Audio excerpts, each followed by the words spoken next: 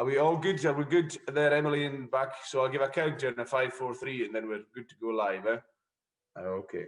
5, 4, 3. Order, and welcome to the International Trade Committee at the House of Commons.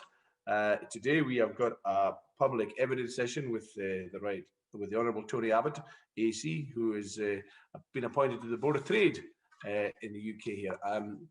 Mr. Abbott, I will let you introduce yourself more in your own terms rather than me, name, rank and serial number and whatever else you like to add. Well, thank you, Mr. Chairman. It's a pleasure to be with you all, even if it's only via Zoom. It's an honour to be an advisor to the British Board of Trade. I'm confident that if my work can help to facilitate good trade deals between Britain and like-minded countries in the months to come, that will be good for Britain and good for Australia. So look, thanks for having me, and let's get on with the show. Excellent. Fine words. Just as a kick-off, how do you see the role of the Board of Trade yourself and its relationship to the Department of International Trade? Well, Mr. Chairman, obviously the Board of Trade itself comprises the Minister as the President and a number of other ministers, the Secretary of State for Scotland, for Northern Ireland and for Wales as Vice Presidents. Essentially, the ministers comprise the Board of Trade, and they act for and on behalf of the British government. The Board of Trade advisors act effectively as, I suppose, an advisory group for the ministers and for the ministry. Specifically, we can act as advocates for freer trade, in particular freer trade with Britain, and where possible, we can act as facilitators. Certainly, I would like to be, to the best extent possible, a facilitator towards a swift deal between the United Kingdom and Australia, because I think that no two countries are more complementary, and no two countries should be able to do a deal so easily. Okay. Do you see your role only as a sort of an interlocutor, as a sort of a catalyst perhaps between the UK and Australia, or do you see your role as being wider than that? Well, I think I've got a wider role as an advocate for freer trade. Freer trade sometimes doesn't get the good press that it deserves because, let's face it, no trade takes place unless you've got a willing buyer and a willing seller. And at least in principle, the less obstacles there are to willing buyers and willing sellers, the better. Certainly between like-minded countries with comparable standards of living, as few barriers as possible is the best way forward. And that's one of the reasons why I think the government is so right to have as its priorities free trade deals with Australia, New Zealand, Canada and the United States, because we are obviously hugely like-minded, being Five Eyes alliance partners or Five Eyes partners, and we've all got pretty comparable standards of living. So yes, there's a role as an advocate for advisors to the Board of Trade, and in some cases there may well be a role to facilitate. I mean, I have certain networks and contacts in all sorts of places, and if I can deploy them in ways to help Britain, in ways which are not inconsistent with Australia's best national interest, I'd obviously be only too happy to do so. I mean, you've said that as few barriers as possible, but you do accept that there are some rules that are essential in the sphere of international trade. So you will always have tram lines, at least, for trade to be able to conduct itself. Well, Mr. Chairman, you probably should unpack that a little, but yeah, I mean, obviously, if something is illegal to be sold in Britain, a free trade deal with Australia doesn't mean that an Australian product that would otherwise be illegal can somehow be sold. I mean, plainly, in the end, all sovereign countries are governed by their own national laws, and something that's illegal is never going to be made legal by an FTA. But nevertheless, within the law, the fewer additional barriers, such as tariff barriers, quota barriers,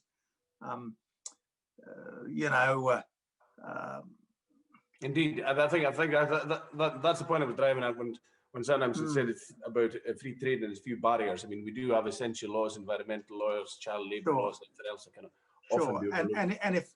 And if an Australian-made product is in breach of British environmental laws, obviously it couldn't be sold in Britain. If an Australian-produced farm product is in breach of British food standards, obviously it couldn't be sold in Britain, regardless of any tariff reductions or quota abolitions.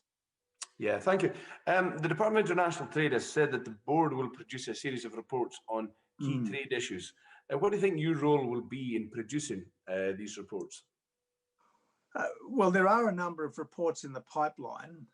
My understanding, Mr. Chairman, is that the early cabs off the rank are expected to be the levelling up report, how free trade can help parts of Britain that might be less economically exuberant right now. Then there's a report planned on green trade, how Britain can use trade to advance an environmental agenda. There's another report planned on trade with the Commonwealth. And I've got to say that given the goodwill that continues to exist between Britain and the countries of the Commonwealth, I think it's important to make the most of that, to utilise it as far as is possible, particularly if there's not always that much goodwill just at the moment between Britain and the EU. So look, they're three reports which are coming fairly soon. My understanding is that the reports will be drafted in the ministry. Advisors to the Board of Trade will be invited to have their input, but in the end, the reports will be prepared by the ministry. My understanding is that it is yet to be decided whether these reports will be reports to government or reports by government, but certainly the understanding at the moment is that the essential drafting will be done by the civil service in the Ministry of International Trade.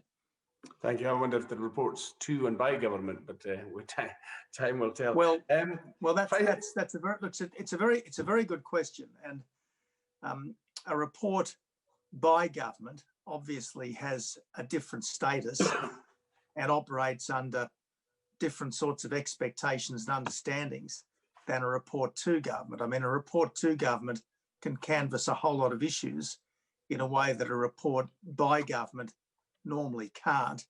And as I said, I think it's yet to be determined exactly what the President of the Board of Trade wants these reports to do. But certainly the subject areas have been well and truly delineated. And my understanding is that those three topics that I mentioned are likely to be the first ones produced. Thank you very much. My final point, and it probably might have been covered, but I'll ask it in a catch-all manner. Following, the board's recent meetings, what do you think the objectives are and the plans are for the next few months, over and above the reports?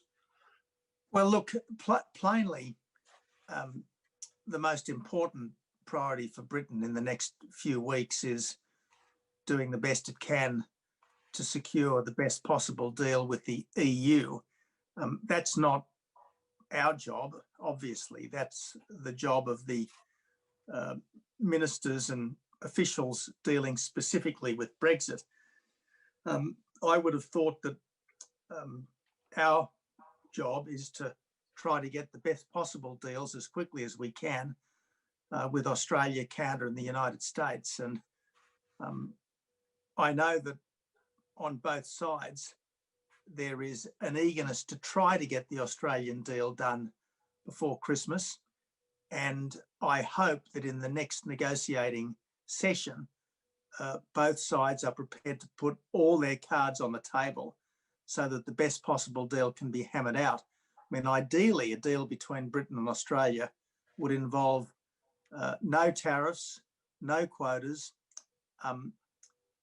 as full as possible mutual recognition of standards and qualifications, and as free as possible movement of people for well-paid work, not welfare. That's got to be the objective in any negotiation between two like-minded countries of comparable standard of living. And plainly, given the history between Britain and Australia and the complementarity of our economies, a deal of such ready economic integration should be more possible with us than with almost anyone else, except perhaps Britain and the countries of the EU, given that they have been so integrated for so long. But that, I suspect, will take a little more goodwill on the part of EU negotiators. That's always been obvious. Indeed, thank you. Some of us, of course, would argue that the UK has had the best possible deal with the EU and is walking away from it at the moment, but we better not go down that rabbit hole at all. But Chairman, the problem, if I may say so, and pardon me for interrupting and feel free. Getting into fraud territory, but even the better. Problem with the problem with the EU is that it wasn't just an economic area. It was a political project as well as an economic project. And I think one of the fundamental divergence of Britain with the rest of the EU was because at least the French and the Germans and the Italians saw it as a political project. The British saw it as an economic project, but as time went by, it became more and more obvious that there was an overriding political dimension to the whole thing, which the people of Britain, by a decisive but narrow majority, chose to reject back in 2016. Indeed, those are the perceptions, and these are the perceptions that are going to cost from 5 to 7% of GDP. But we are now going down the rabbit hole. Anthony Mangle. We are, and look, Mr. Chairman, and thank you for the good-humoured way in which you're approaching this. But look, we can't undo what's been done. At least in the short or medium term. The challenge now is to make the best possible go. It's to have a red hot go in the big, wide, wonderful world that Britain is now going into as a fully sovereign, independent country. I mean, Australia is one of the proudest products of global Britain. And now that we've got global Britain about to join us again, I think it's in everyone's interest that we make the best of it. We'll see what a bit of poverty does. Anthony Mangle. I might say, Mr. Chair, that some of us would also argue that there lies great opportunity ahead in us being outside of the European Union. And I'm particularly grateful that we have Mr. Abbott with us. And good evening to you. We look forward to cleaning chimneys. But actually, I'm going to steer us all away from this subject because it's going to detract us from the important insight that we're going to get. And if I can, Mr. Abbott, can we just go back to how you were selected for the border trade and what that process was? Well, thank you. Look, I'm not sure how formal the process was, but I received a phone call one evening from the Secretary of State, Liz Truss. She said, we're going to reconstitute the Board of Trade, including a number of advisors. And would you be prepared to be one of the advisors? And I said, look, I'd love to be considered.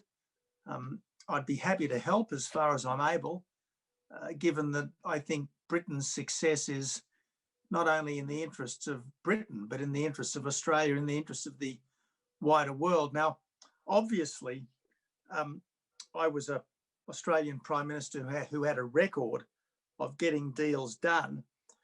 We had deals under negotiation with China, Japan, and South Korea for almost a decade when I became PM at the end of 2013. They'd been languishing largely because, particularly under the former government, the negotiators had been, dare I say it, a little too preoccupied with labour standards, with environmental standards. All these are important. I don't for a second minimise them, but in the end, a trade deal is about trade. So I said, look, focus on the essence of it, get the best deal that you can within 12 months.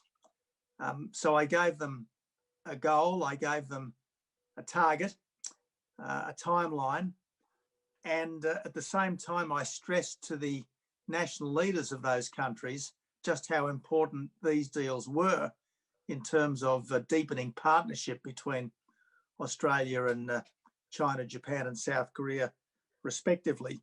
So look, I had a pretty good record. I didn't want the best to be the enemy of the good, as it so often is. The Japan deal gave us much better access to the Japanese market.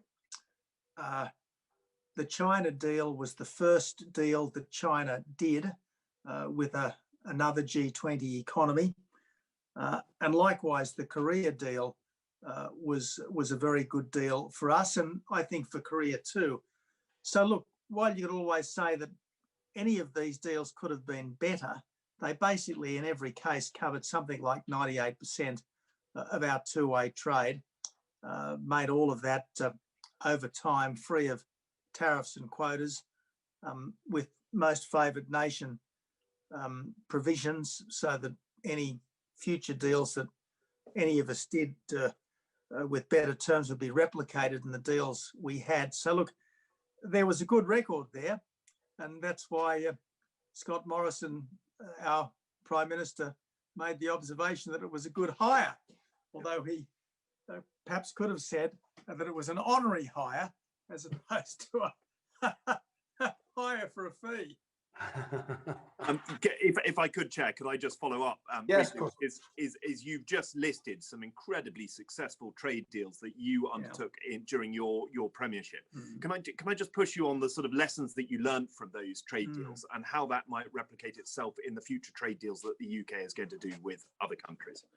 Yeah, well, look, thanks very much. Look, we essentially had two substantial deals prior to my time as PM. There was the Closer Economic Relations Partnership with New Zealand, which had been on foot for about 2 decades. And there was the deal with the United States that we did under the Howard government in, I think, 2005. That covered about under 20% of our trade. Over 70% of our trade was covered pretty much 12 months into my time as PM. So these were, it was a purple patch for Australian trade diplomacy, you might say. Look, the lesson was, don't sweat the small stuff. Get the best deal you can, if necessary, by looking at the other deals that these countries have done and taking the best aspects of each of them, stapling it together and doing it with us, and then put in place a process to try to ensure that anything that can't be satisfactorily resolved here and now, at least there's an ongoing process for improvement in the months and years ahead. I mean, none of these deals are static. And as you might know, there's a bit of tension, a bit of trade tension at the moment between Australia and China, notwithstanding the deal. But hopefully all of these deals take your trade partnership, your economic partnership to a higher level.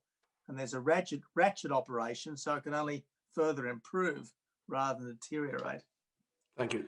In the danger of us being static and with the tension with time, I'll move on to Mark Menzies. Mark. Sorry. That's great. Thank you, Chairman.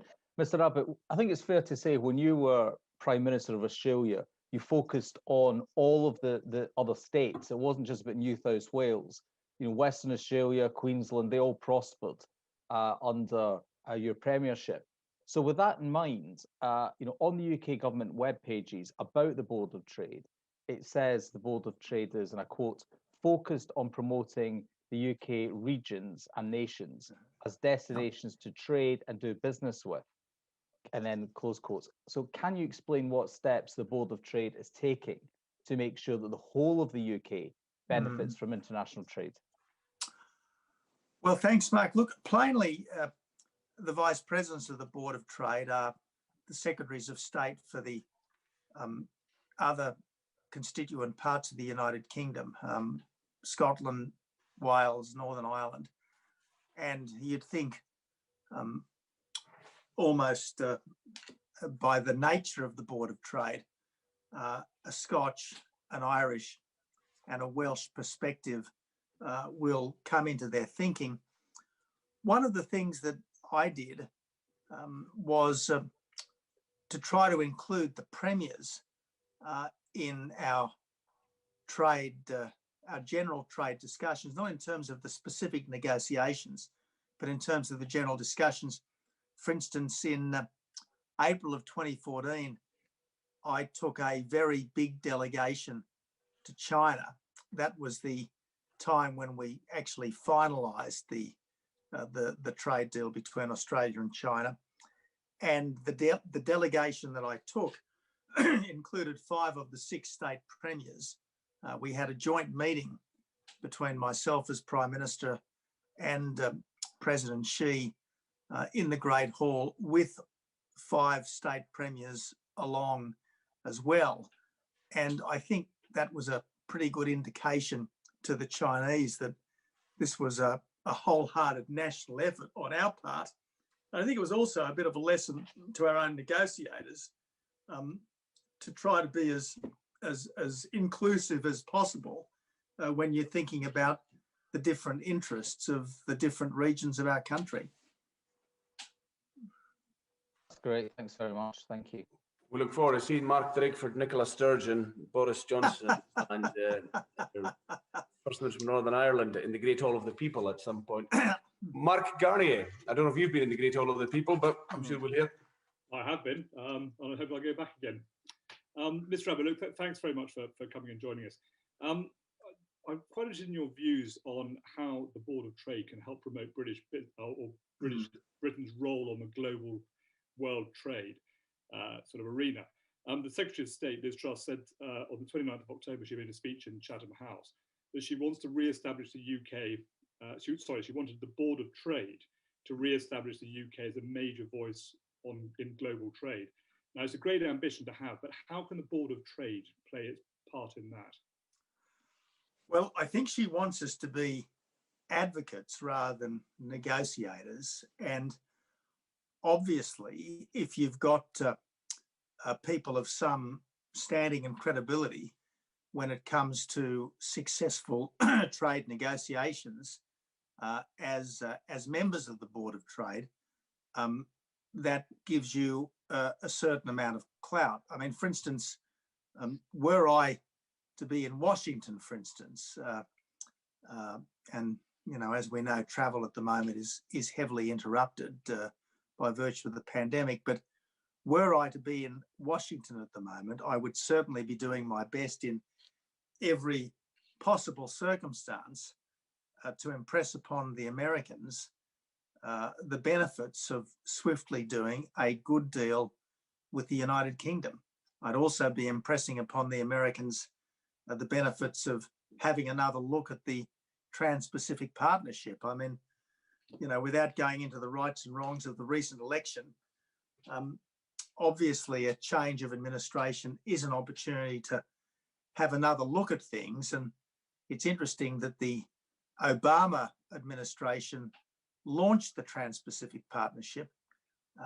During the 2016 campaign, both sides of American politics pulled away from the Trans-Pacific Partnership, which I think was a pity, understandable in some respects, but a pity. Now's a chance, I hope, to have another look at the TPP. And obviously, Britain's accession to the TPP, which I hope will swiftly happen, will make the TPP an even more important trade body for the United States to be part of. I think, well, I do want to ask you some more questions about that, but I'll come back to that a bit later in this evidence session, if I may, because it's a very important thing. But I think how you've described the role of the Board of Trade and your role within it as one of these sort of, the very noteworthy advisors, you've described it how you would try to help Britain get better trade deals. And I think what Liz Truss was trying to say was that Britain will be a global advocate of free trade. So not necessarily secure good, obviously we want to secure good trade deals, but this is not about securing good trade deals. It's about being a big, important voice. And obviously, for example, trying to get Liam Fox to be the Director General of the WTO was part of that. But it's, there's an awful lot of good that comes out of free trade, as I'm sure we'll all agree.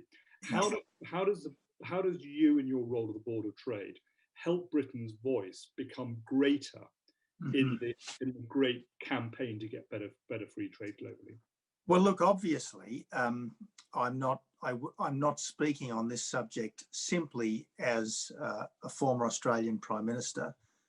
I'm now speaking on this subject as a former Australian Prime Minister who is an active ally of the United Kingdom in this very important respect. And again, I think the important thing to remember with trade is that you can't have trade without a willing buyer and a willing seller. And just as if you've got a willing buyer and a willing seller on the high street of any town in Britain, that's a very good thing. And the fewer obstacles to willing sales, voluntary sales, the better. In principle, there's no difference between the transactions that take place on the high street and the transactions that take place between High Street and Main Street. In principle, there's no difference. And I appreciate that, geopolitical considerations can play a part, and there might be all sorts of trades that we don't want to see done with countries that are our strategic rivals. But certainly between countries that are strategically at one, which are very substantially like-minded across the board, as Britain and Australia and the United States and all the Five Eyes countries are, and that have comparable standards of living. So there's no question of anyone's wage rates being significantly undermined. There's no question of anyone's environmental standards or animal welfare standards being significantly undermined. These are the deals that really should be done easily and swiftly. Okay. Just one last question, if I may. Thank you. Tony, you've demonstrated that you're a friend of the UK by taking the role of the Board of Trade. But a good friend of a country can also be a critical friend of a country. And I'm interested in your views on whether you think our trade policy supports our aim of sort of truly global Britain. And if you think there's anything that we're not doing right that we ought to try to address, here's your opportunity to. Yeah, well, look, I friends should be critical behind closed doors rather than in what is inevitably a public forum. Yeah. I don't want to be critical of Britain because I think it's an open society, please. We aren't in China. Any of the constituent parts of Britain, even though I did notice that the First Minister of the marvellous country of Scotland was a little critical of my role. But look, surely not. Surely that was an interpretation. Look, maybe it got lost. Maybe the accent. The accent was too much for me, perhaps. But look, I suppose the cautionary note that I gave to my public servants back in 2013, the cautionary note that I gave to my negotiators back then, I'd probably give generally: if you want a trade deal, focus on trade. If you want to do an environmental deal or an animal welfare deal, do it through COP or through some other mechanism. And remember that the best is the enemy of the good. If we hold out for a deal which is absolutely perfect in every respect, we may well never get it. But if we take the best we can get at this time, that's nearly always good in itself. and is the best possible platform for further progress. Can I just one very, very quick question? Your fellow Antipodean, Crawford Falconer, when I was a minister in the Department of International Trade, once said to me that the best trade deal is when both sides of the deal are equally pissed off. Is that a fair assessment? Briefly, please. Yeah, look, I don't think trade negotiators should approach their job as lawyers to a divorce settlement. You know, trade negotiators should approach their job as the facilitators of a happy partnership, because you do not do trade deals with countries where you don't at least think there's a fair degree of mutual self-interest. And in the case of countries like Britain and Australia, there's not just mutual self-interest, there's a vast amount of attitudinal comparability, of shared history, of mutual goodwill, and let's build on that. Fantastic. Thanks very much. Thank you. Thank you. I think I can hear the music. Here comes the trade deal down the island, down the aisle at the moment, or down the island be appropriate for me. Craig Williams. Thank you, Chair. Thanks, Mr. Abbott. I suppose building on those points, both from our Chair about the trade deal, Mr. Carney, given your role and what you've been telling us today, and given what you said on record about facilitating trade deals between Britain and other countries, I wonder whether we could dig into how you're going to achieve that facilitation as an advisor, and how you integrate into the Department for International Trade to facilitate that. Well, look, I was able to do some online conferencing with senior members of the Ministry of International Trade when I was in London a few weeks back, and hopefully help to get the message across that you don't want to let the best be the enemy of the good. I've been able to have some private discussions with senior members of the negotiating teams of both Britain and Australia about the desirability of getting this thing done sooner rather than later. It's informal. It's behind the scenes. It's not negotiating as such. That's for the negotiating teams, not for people like me. But it hopefully is a way of reminding, in a very friendly way, the negotiating teams about the overall interest that both countries have in getting the best possible deal done as quickly as possible. I wonder whether I could, Chair, just ask a very quick question, since as you're in front of us, and very quick. And that's, you say over and again about, you know, the best being the enemy of the good and sweating the small stuff. As an MP that cares more about sheep meat than probably any other member of Parliament, you know, how would you advise both this committee and our negotiators to keep me happy on the sheep meat, but get the cheese? Okay. Well, look. One of the ways we managed to do the deal with Japan, and Japan has a very strong farm lobby, they have a particularly strong rice farm lobby, was to phase out tariffs over, I think, 15 years. Any half-decent farmer, and I believe British farmers are as good as farmers anywhere. I mean, you only have to look at the farms of Britain to see how magnificent they are. You know, some, I suppose, are a kind of lifestyle rather than agribusinesses, but nevertheless, they're much loved by the people who work them. And whether you're producing at volume or at quality or both, I reckon there ain't no British farmer who doesn't want to do the best possible job. And so I would be confident that under any deal, there will be a great place for high quality British farm products. And in terms of assuaging any anxiety that your farm constituents might have, phase the tariffs out over a significant period so people have the chance to adjust, both in terms of their marketing, their product offering, because look, farmers are very adaptable. British farmers no less than Australian ones. Don't forget, I know there's understandable anxiety in many circles in Britain about the next few months. We lost a very comfortable trading relationship with the United Kingdom, you know, and at the time it was supposed to be the end of the world as we knew it. But I mean, just because our agricultural products were no longer being sold on a preferential basis in Britain didn't mean there were no markets for them. Yeah. It just but you meant think that you think there's scope for quality and volume, and then I'll shut up. Absolutely. And look, most British producers are sort of high-end producers.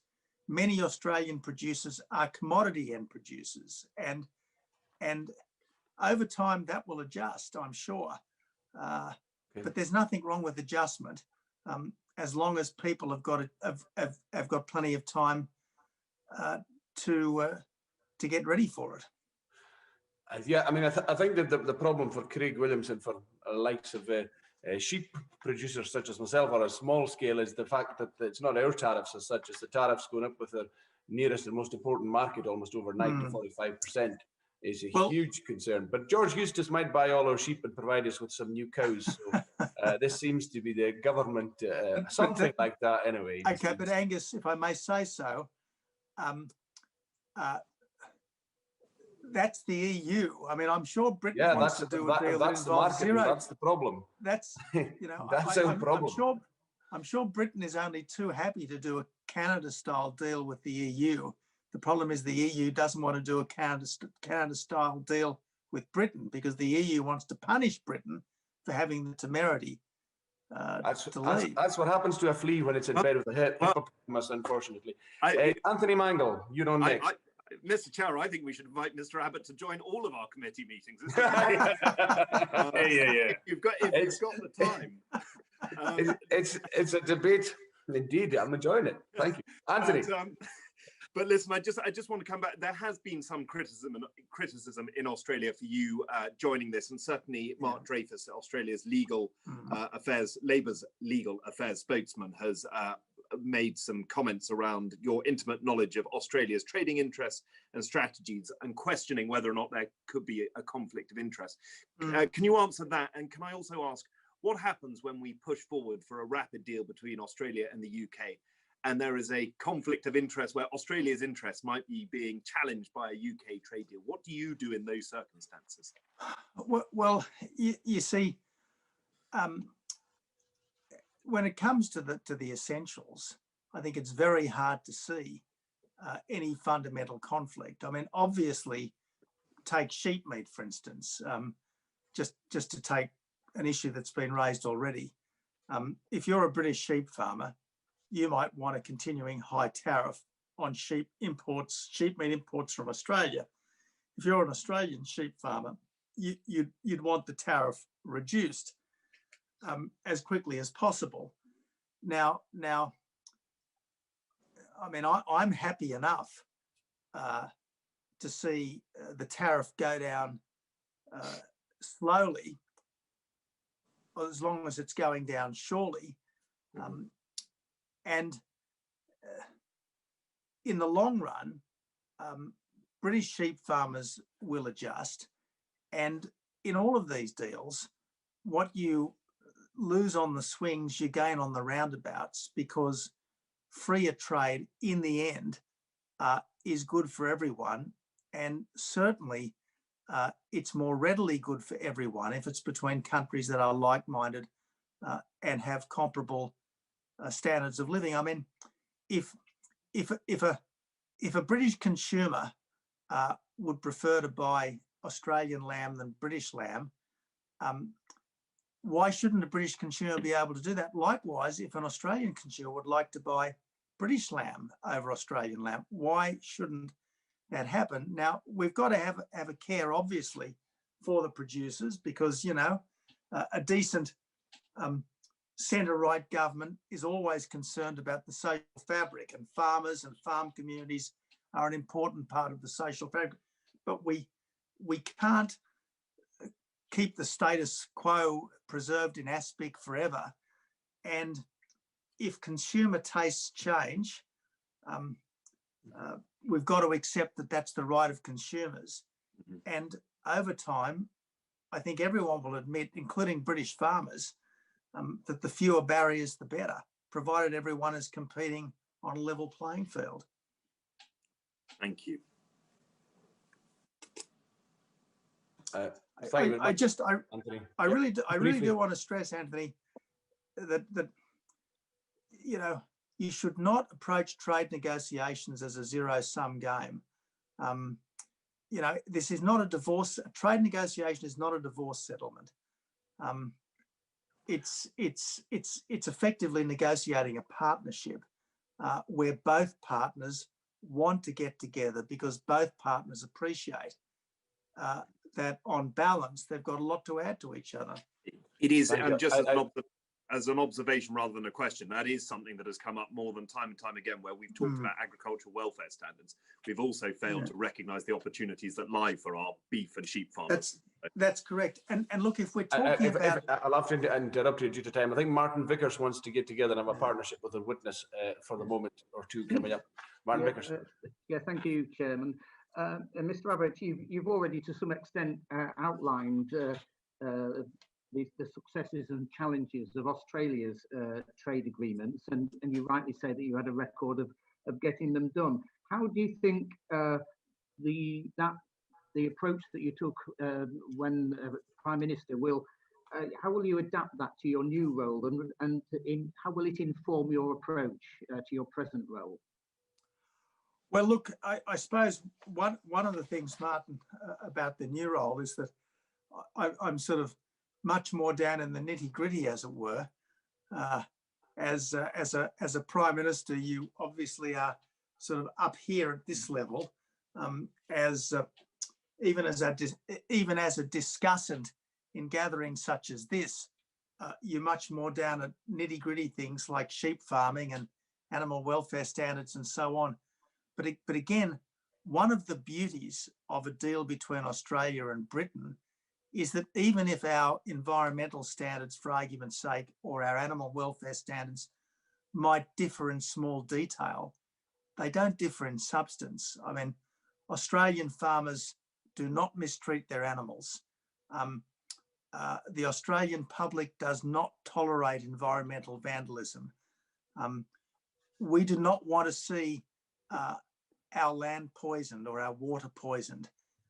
We do not want to see animal welfare compromised. So, you know, we're not a third world country where they might feel that they've got to cut corners through economic necessity.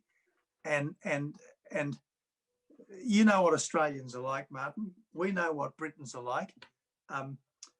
We know that you're a generous and high-minded people, and I hope that you know that we are a generous and high-minded people.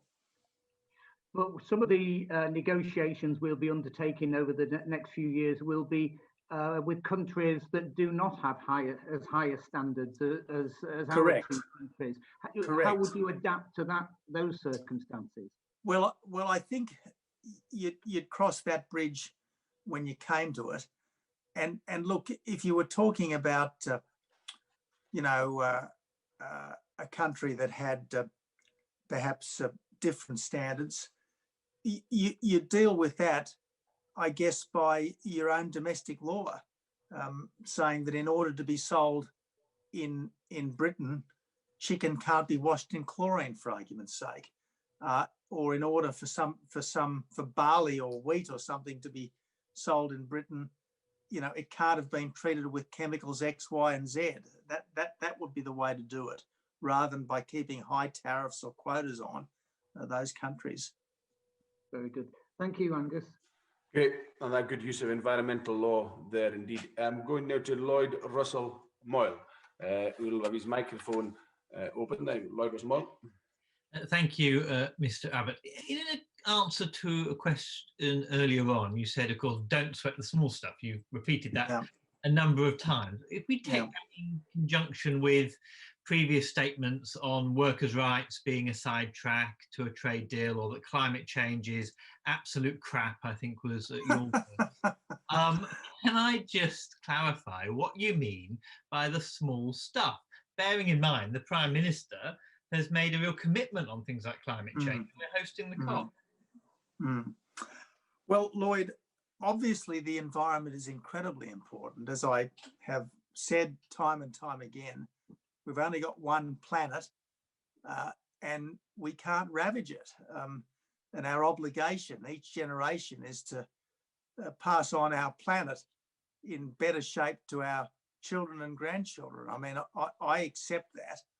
I mean, I might have a different approach to zero emissions by 2050 to some others, but obviously we want to get emissions down as far and as fast as we can. All of us want that. But I just think that if you try to do everything in a trade deal, you'll end up doing nothing. There are other forums to pursue climate initiatives, such as the COP. And look, I'm sure that Boris Johnson and Scott Morrison will have all sorts of discussions in and around the COP. And I'm confident that we are going to be steadily reducing our emissions. What you don't want to do, though, is avoid doing a deal with Australia over something which might be a relatively theological point, and in so doing, needlessly advantage other countries that perhaps are much less scrupulous when it comes to environmental standards. I understand that, and of course, I'm not particularly worried so much with a deal with Australia, but you're advising about deals all over the world, including China, and of course the US, which is one of the big kind of wins. Surely you can see that there is a problem if you have a no tariff free trade agreement, but then you have environmental or workers' labour rights that aren't about the standard of the product, that you effectively make Britain less competitive than the other country that you've got the free trade deal, and you have no recourse to barriers. What you do is you're actually offshoring jobs from your country via free trade deals because your standards are rightly higher. Is there not a place in trade deals to ensure that you aren't effectively offshoring jobs because you've done the right thing on labour rights and the right thing on environmental rights? Well, look, you know, I think there's little doubt that in environmental rules that we've put in place in Australia have over time caused some of our heavy industry to go offshore. And that's not a function of trade deals, that's a function of environmental rules that we have decided for our own reasons to adopt here in Australia. But surely because if you don't have a corresponding protection in the tariff or the trade, that is the thing that causes things to offshore. If you have a corresponding protection in the trade tariff, i.e. that links to the additional cost of the environmental protection or the workers' rights, then you don't offshore. Well, yes, but you don't trade. I mean, look, the truth is that you know, trade is beneficial to everyone, but it does over time produce change on both sides of the trade equation. And one of the reasons why countries like China, India, more obviously Japan, Korea, Taiwan, etc., have developed so remarkably in quite a short space of time is because of trade. And one of the reasons why they did so well was because, at least initially, they had lower wage rates and different labour standards. Now, yes, there has been some adjustment costs for countries like ours, but are we really saying that the world is a worse place because hundreds and hundreds of millions of people in what was once the third world have now joined the middle class? I don't think so. I think it's undeniably a better place. And I mean, you know, Britain is spending what is it, 0.7% of GDP a year on aid. Fair enough, but you know, trade is the best form of aid, frankly, and we're much better off trading with these countries, even if it might in some ways make it a bit tougher for textile workers in the Midlands, if there are still textile workers in the Midlands, if we're importing garments from countries in the subcontinent. I mean, I agree with you about fair trade. I think there's a discussion about free trade, pure free trade. But again, Lloyd, I think it's a question of trying to get the balance right. You know, I wanted to ask about, I mean, one of the focuses of our trade going forward, I mean, yes, there will be trade deals with poorer countries, but it is the big countries that we're going to be focusing on, China, the US. We've got a new president in the US that describes himself as a union man, and unions should have more power. And you're a renowned anti-union man that doesn't really think Labour have a role in. I have been a union member myself. But you don't believe they don't. You've said in this discussion you don't believe. Can we have the question first? Yep. That labour rights should be something that gets bogged down in a trade deal. Do you think that your approach may be actually at odds to one of our bigger partners that wants to actually see a greater role of labour rights in these things going forwards? Are you yesterday's man? Well, I'm a lot younger than the guy who's just become the president across the water, so to speak. Well, yes. Minds can be in many decades apart from the body. Oh, very good to tete-a-tete here now. Look, Lloyd, you know, it's a philosophy. Yesterday's philosophy, I think, is the question. Yes. You know, look, I think I know what he's driving at, but I think the important thing is to try to use our influence not to immediately equalize everything, but to try to improve things wherever we can. I think if Britain tries to insist that everything that's done in Britain has to be exactly replicated everywhere else, it won't do trade deals. But if it does do trade deals, I think it can be confident that along the way, it can bring quite a bit of weight and influence to bear to improve these standards in other countries. And again, I think, are we trying to do trade deals, or are we trying to reach out from one country and try to dictate to another country exactly how it should do things? Okay, thank you for that. We'll move on. Thanks. We'll move on a little due to time. Thank you both for that. I enjoy that. Basically, on the and area. Look, by the way, Angus, you know, when I was a journalist, I was a member of the old Australian Journalists Association, which was the journalists' union, and once I moved and led the strike motion at my then employer. So I'm not sure that it did the strikers any good, because we ended up getting we ended up getting the magazine out in 3 days rather than 5, and only got paid for 3 days rather than 5.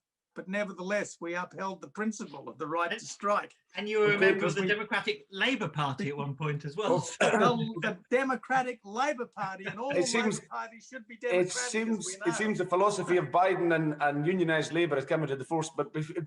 But before we all break out into a version of the Internationale, can I maybe move us on to the point of UK trade policy here? Mr. Abbott, you've talked a lot about freer trade. I mean, what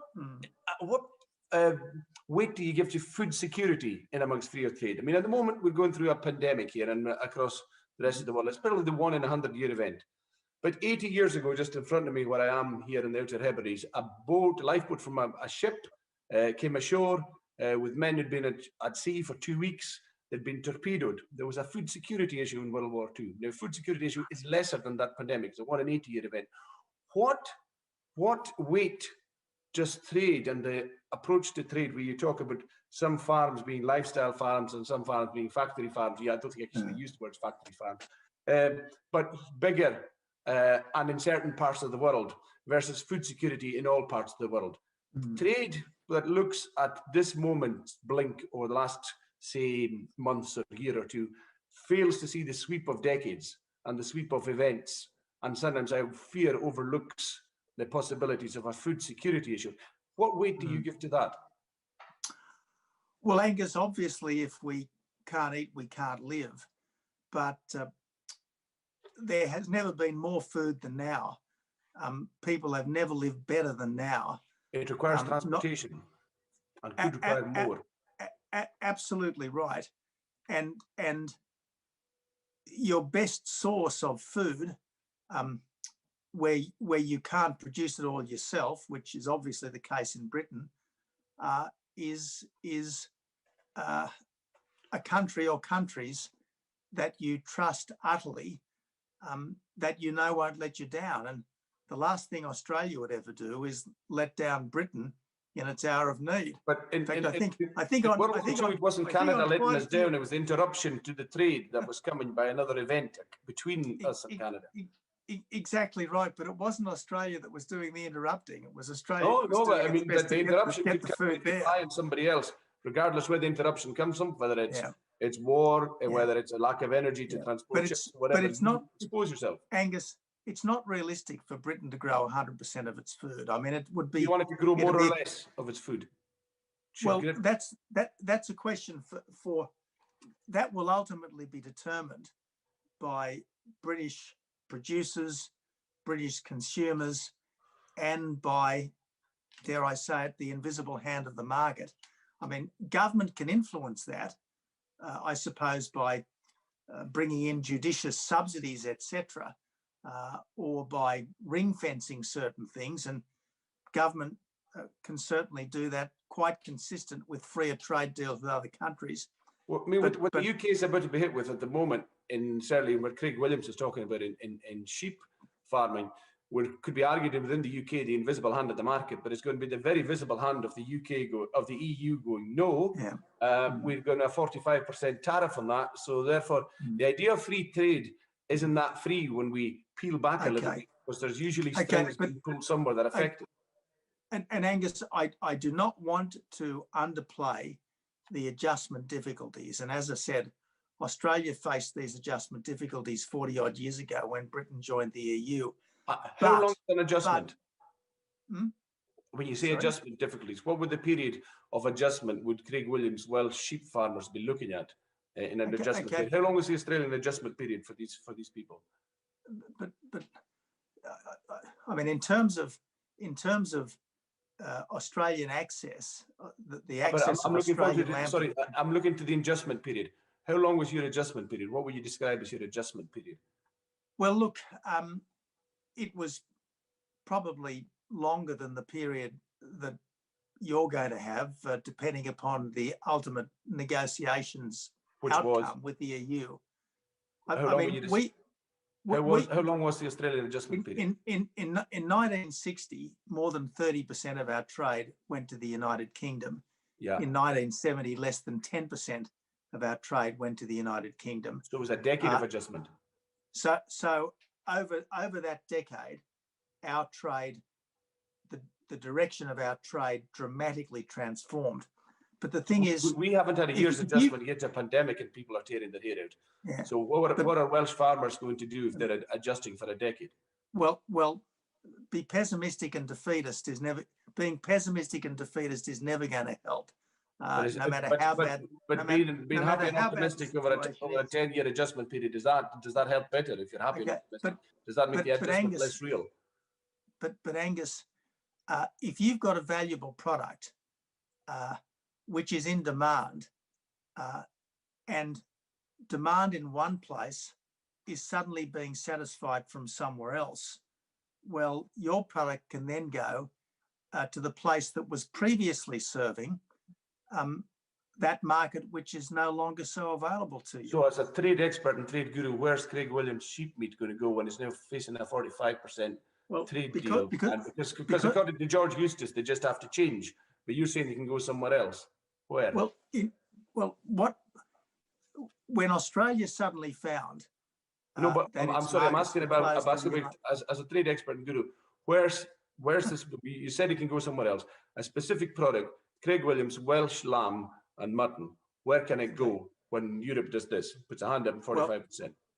Well, is Europe going to eat less lamb, or will Europe get its lamb from somewhere else? It's an interesting point. It's got TRQs with Australia, with New Zealand, and smaller with Australia. It might not have that, and probably won't have that with Wales, so it can get it cheaper from the other side of the world. And it won't get it from the Isle of Mull either. but the point is, Europe is going to get its lamb from somewhere. It might go into another area. It might go and eat another meat. And for the first time ever, Mr. Chairman, it can go to America, of course. And if it doesn't get it from Britain, British lamb can go to the place which was previously getting lamb from somewhere else, which is now. Which is where? Which is my question. Which is where? Well, because I'm not an expert on lamb, okay, I can't really tell you that, but I'm sure the people who understand the lamb markets would know where lamb is likely to come to, where lamb is likely to come from if it no longer comes from Britain, and therefore where Britain might have alternative markets if the European market is less open to it. We'll move on from lamb towards the automotive industry. Now, the Australian automotive industry, one of the things that's been mentioned in my ear has been saw its demise in around your time, I think 2014, 2015. What did you do to protect it over the years, or were you quite happy to see it go? Because certainly one of the things that's under threat or got nervous considerations at the moment with Brexit and with the trading relationship with the EU is the automotive sector in the UK. So perhaps your experience in the automotive sector might be more illuminating than with the lamb. Well, what happened with the motor industry was we didn't change our levels of protection. We'd had substantial protection in place for the motor industry for many years, but the overseas head offices of Ford, General Motors and Toyota decided that they weren't making enough money from their local operations. They hadn't really integrated their local operations into their global plans, and therefore they decided to close them down. Now, I might be misinformed. It wasn't a function of any trade policy in Australia, then it was nothing that by omission or commission that was done by your government. No. Okay. That's I'm happy enough with that answer, as indeed will people who maybe watching. It wasn't Australian government responsibility. Can I just ask? But I'd certainly like to see cheaper Land Rovers in Australia under the free trade deal. Fair enough. I think if we still had Matt Western from Coventry direction, he would on the committee. He would be very pleased to hear that. What do you think the main objectives should be in our trade negotiations for the UK with other countries, such as you talked mainly of trade deals. It wasn't as free to trade. It was better with people on similar wage rates, strategic allies, and similar environmental laws. So, though countries that broadly have that, Australia, New Zealand, USA, what should be the main objectives of the UK negotiations there? Better access for British exporters and lower prices for British consumers. Okay. Which countries do you think the UK should prioritise its next terms of pursuing new trade deals with? I think the countries that it currently is prioritising: Australia, Canada, and the United States. Fair enough. Mark Garney, can I take in at this point? I'm just aware of time. Lovely, thanks, Angus. Tony, I promise I'll bring us back to the CPTPP. I was just wondering what your thoughts are of what are the advantages that we as a country can get out of joining CPTPP? Well, at the moment, I think the TPP covers about 12% of global GDP. If Britain joins, it'll be about 15% of global GDP. So it gives Britain better access to a substantial slice of global trade, and it gives the other members of the TPP a bigger pool in which to operate. So I think it's mutually beneficial. Japan is a country which has just done a deal with Britain. It'll be the chair of the TPP next year, Mark. Japan is the biggest member of the TPP. If Britain joined, it would be the second biggest economy in the TPP. So look, I think there's a general enthusiasm on the part of the TTP countries for British membership, and let's hope it can happen as quickly as possible.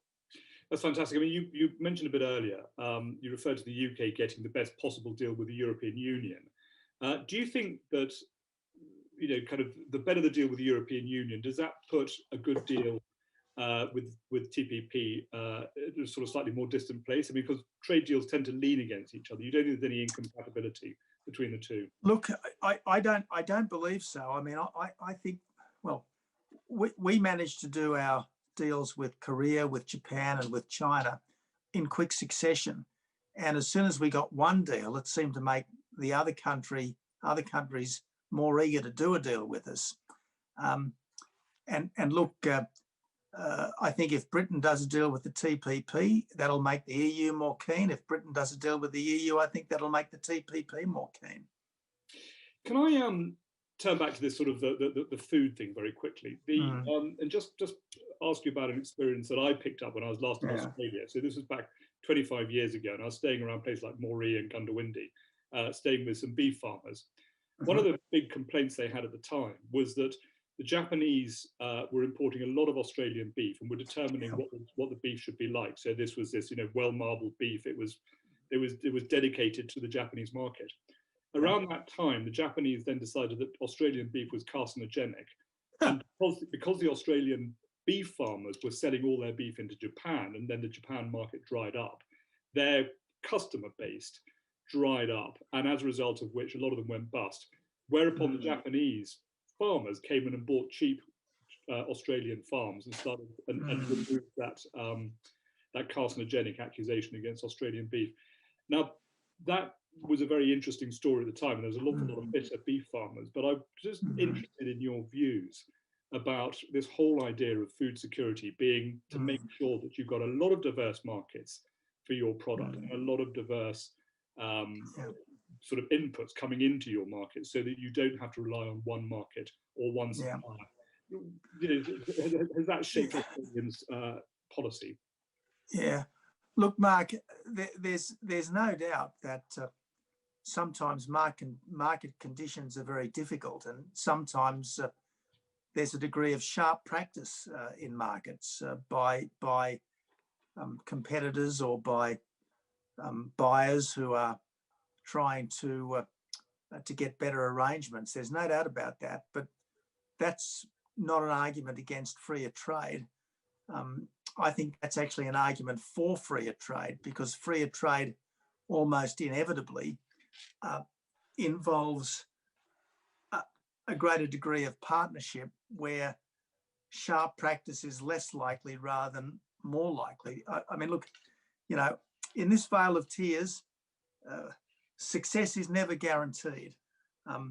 Being dudded is never impossible, but we want to make as many posts as possible winning posts, and freer trade makes that more likely rather than less likely. So, yeah, I mean, look, I can certainly remember back in the early 90s some of those issues, and I guess all of us prefer more marbled beef these days, so the Japanese might have had a few wins culturally, at least in that respect.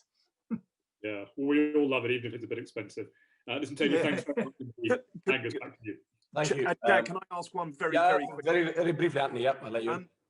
Just in terms of access and membership to the CPTPP, what is the sort of timeline in terms of being able to actually submit and then get into it? Well, I think, I mean, I haven't got all those various rules sitting in front of me, but it's got to start with a letter. My understanding is that the British government is preparing the letter. I think the Japanese have certainly indicated that they would welcome a letter, and I think they want to deal with it as quickly as possible. So my understanding is that it would be a matter of months rather than years. It's just a question of cracking on. Okay. Just before we finish, and you mentioned this Vale of Tears, which indeed we probably need to be prayed for within this Vale of Tears. I'm just noticing you mentioned the GDP of CPTPP is 13%, and that being a good thing. Of course, the UK is walking out of a GDP club of about 16%, which is also seems to be a good thing. But we do know that the GDP loss from walking out of this club, if we get a deal, it'll be 4.9% from government figures, or no deal, a 7.6% loss over 10 years of GDP we wouldn't have. But we can make a trade deal with America, which is a quarter, 25% of our GDP, and only regain 0.2%, which is a tiny fraction, really. It's about a 25. Okay, but Angus, a 24th or a 25th. You're crying over spilt milk. Hold on. I know we are. And the milk is spilt, and a lot of milk has been spilt, and a little bit of milk will be recovered with the USA trade deal, which is a bigger slice of global GDP. My question is, in this Vale of Tears that we have, what will be the GDP gain from being in CPTPP for the UK? Now, remember, we won't be driving fish lorries to these CPTPP countries. Moving lamb to the CPTPP countries for Craig Williams will be difficult. So do we have any idea what the GDP gain will be? Not the GDP sizes of the countries involved, but the GDP gain in trade. Yeah. Look, you know, Australia was exporting lamb to Britain in the 1880s. If it was possible for us to do it, to move lamb across 12,000 miles of ocean in the 1880s, which is a lovely anecdote. What was the GDP value of that? I'm looking for numbers. Do you know what the GDP gain? I mean, the serious question is, do we know what the GDP gain might be for the UK? And you know what they say about economic modelling? It was invented to make astrology look good. I mean, oh well, okay. If that's the view from the Board of Trade, we shall leave it at that. But Angus, seriously, we can argue whether it's 1% or 1.3% or 1.4%. The point you're trying to make, which is a fair enough political point, is that there will be costs involved in leaving the EU. Maybe you're right. Maybe all that figuring is right. But look, you know, it's a done deal. Britain is leaving the EU. Yes, and but if we're telling the public that there are other deals out there, we have a right to tell them what they're gaining versus what they're losing. Let's make the most of the future rather than recriminating over the past. I mean, if you take £4.90 off me and give me 20 pence back in compensation, I know I've been wrong. I'm not taking, this is what's happening with the EU versus the USA. I'm wanting to know, when we're losing our £4.90 or £7.60 from the EU, how many pennies is CPTPP going to give us back for that money? I'm not taking £4.90 off you. Well, I want to give you back. I want to give you back as much as possible. And the sooner Britain's in that could mean 25 pence or £250. Angus, I think the important point is, Angus, that you don't know what the gain is until you know what the deal was at CPTPP, and then what you do is you ask a proper economist rather than one of the many... A government economist of the UK government. I've long suspected that as a Scottish nationalist have been suspect. You get London School of Economics, you get King's College, you get any one of the great academics, but it's these were LSE figures. You've got to know who you're dealing with, though. We don't. Well, can I think time is wearing on, and I think we'd like to thank Tony Abbott for joining us this morning. For us, I'm not sure what time it is in Australia. We certainly had a lively session, and I think everybody's enjoyed it. I think, given that you're such great box office, Mr. Abbott, that we'd love to see you back again before the committee. Certainly a very able and compelling witness, and for your abilities and for your track record and for your views this morning, we thank you very much for coming in front of us. It was thanks, Angus. I will leave the final word to you, sir. Well, look, the Palace of Westminster is being renovated. Is that right? For a Scottish nationalist, it's hard to comment on these things. It is being renovated, isn't it? Slowly, in sections. £7 billion. Well, look, my suggestion is move the British Parliament to Edinburgh or Glasgow for the 10 years that it takes to properly renovate the Palace of Westminster, because I think it would be a wonderful thing for Scotland to realise just how central a part of the United Kingdom it is. And if they don't do Yeah, that, yeah. we will realise how central we're not, and therefore we'll have the right to independence. And for that final word, we thank you, Mr. Abbott. Guys, thank you all very much, and it was a great morning. We'll reconvene again on Teams as we've discussed for a report. Thank you very much, Mr. Abbott, and we hope indeed to see Thanks, you. Angus. All the best. So- Many thanks. Thank you.